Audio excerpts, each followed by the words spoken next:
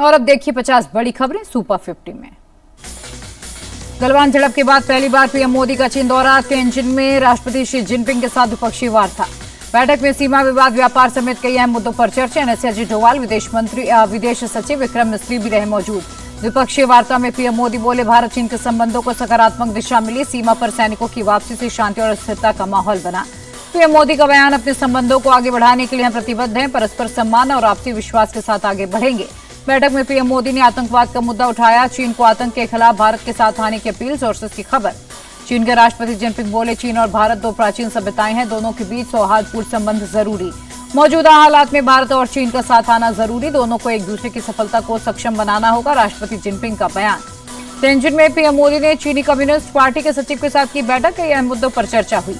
कांग्रेस नेता प्रमोद तिवारी बोले, पीएम जल्दबाजी में कोई कदम न उठाएं। चीन ने हमेशा धोखा दिया, उस पर बहुत विश्वास नहीं कर सकते। केंद्रीय मंत्री गिरिराज सिंह ने सपा चीफ अखिलेश यादव को दिया जवाब। का बीजेपी राष्ट्रीय हित में काम करती है, राष्ट्र के लिए कुर्बानी देती है। डुप्लीकेट सीएम वाले बयान पर तेजस्वी यादव से जेडीयू का सवाल। मंत्री अशोक चौधरी ने पूछा, कांग्रेस कुछ नहीं कह रही, फिर वो कैसे खुद को सीएम मान रहे। केंद्रीय मंत्री प्रहलाद जोशी बोले, बिहार में कांग्रेस और राहुल गांधी की कोई वैल्यू नहीं, इसलिए तेजस्वी ने खुद को सीएम फेस घोषित कर दिया।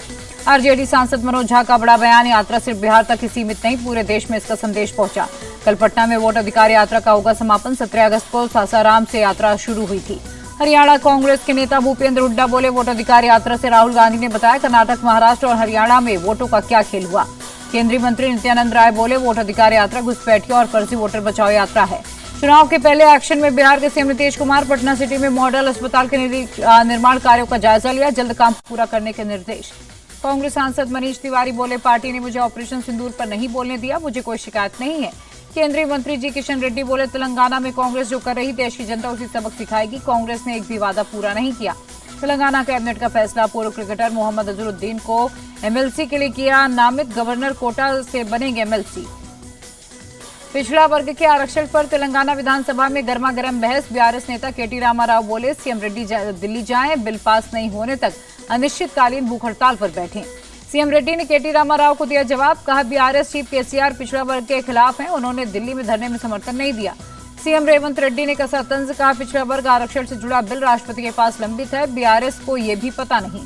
मन की बात कार्यक्रम का 125वां एपिसोड। बाढ़ बारिश से हुए नुकसान का पीएम ने किया जिक्र। बोले, मानसून में प्राकृतिक आपदा का कहर दिखा। कार्यक्रम में पीएम मोदी ने पुलवामा में हुए डे नाइट क्रिकेट मैच का जिक्र किया। बोले, पुलवामा में मैच बदलते भारत की तस्वीर है।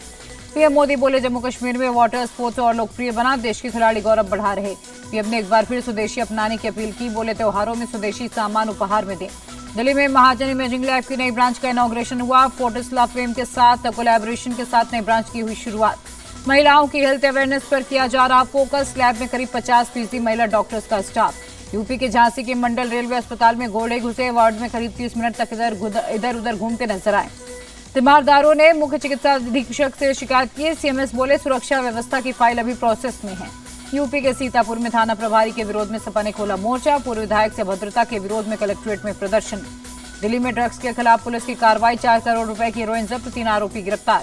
लखनऊ में अवैध पटाखा फैक्ट्री में ब्लास्ट, 2 लोगों की मौत, 5 घायल। सीएम योगी ने ब्लास्ट का लिया संज्ञान। घायल लोगों को समुचित इलाज और घटनास्थल पर राहत कार्य में तेजी लाने के दिए निर्देश। यूपी के मेरठ में कैंची फैक्ट्री में अवैध हथियार फैक्ट्री का भांडाफोड़, भारी मात्रा में हथियार उपकरण बरामद। मेरठ के बराला सिवाया रोड पर जाने से डर रही महिलाएं। अब तक 4 महिलाओं को संदिग्ध व्यक्ति ने खेतों में खींचकर की छेड़छाड़। एक पीड़ित महिला ने बताया, संदिग्ध व्यक्ति बिना कपड़े में रहता है। पुलिस छानबीन में अभी तक संदिग्ध व्यक्ति को पकड़ने में रही नाकाम। कानपुर देहात के अकबरपुर में जहरीली गैस से 3 मजदूरों की मौत। अंडर कंस्ट्रक्शन सीवर टैंक की शटरिंग खोलते समय हुआ हादसा। अयोध्या में पेट्रोल पंप पर दबंगों की गुंडाई, पैसे मांगने पर पंप कर्मियों से मारपीट। 1 आरोपी गिरफ्तार, 2 की तलाश जारी। यूपी के बहराइच में फिर भेड़िए का आतंक, एक ही रात में 4 लोगों पर हमला। यूपी के जालौन में उपद्रवियों के खिलाफ बुलडोजर एक्शन, आरोपियों का अवैध कब्जा ध्वस्त। बिहार के नालंदा में 18 साल की युवक का मर्डर, बदमाशों ने गोलियों से छलनी कर उतारा मौत के घाट। बिहार के बांका में ज्वेलरी दुकान की हत्या से हड़कंप, लूट के लिए आए बदमाशों ने मारी गोली, लोगों ने आरोपियों की गिरफ्तारी की मांग की। जम्मू कश्मीर के पुंछ से सुरक्षा बलों ने 2 आतंकियों को पकड़ा, भारी मात्रा में हथियार बरामद। उत्तरकाशी में भारी बारिश का कहर, नेशनल हाईवे के ऊपर से बह रही यमुना नदी, स्थानीय इलाके में बढ़ी मुश्किलें। महाराष्ट्र के लातूर में मूसलाधार बारिश, कई गांवों में बाढ़ आने से जनजीवन अस्त व्यस्त। जम्मू कश्मीर के सीएम उमर अब्दुल्ला रामबन पहुंचे, बाढ़ प्रभावित इलाकों का किया दौरा। सीएम उमर अब्दुल्ला बोले, सड़कों को मरम्मत करने में 20-25 दिन लग सकते हैं। उधमपुर के आसपास के इलाकों में ज्यादा नुकसान हुआ है। भारत के खिलाफ अमेरिकी प्रेसिडेंट ट्रंप ने खोला मोर्चा। यूरोपीय देशों को भारत पर सेकेंडरी टैरिफ लगाने, तेल और गैस न खरीदने की दी सलाह।